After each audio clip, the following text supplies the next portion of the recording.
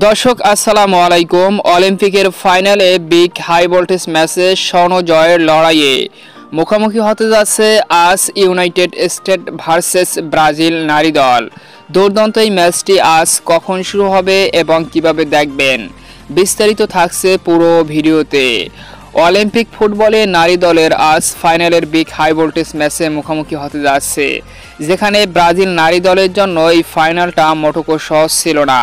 এবারের অলিম্পিকে group stage কোনো রকম পার করার পর নকআউট পর্বে সেই কোয়ার্টার ফাইনাল এবং সেমিফাইনালে বিগ দলগুলোকে হারিয়ে নিজেদেরকে প্রমাণ করেছে ব্রাজিল নারী দল।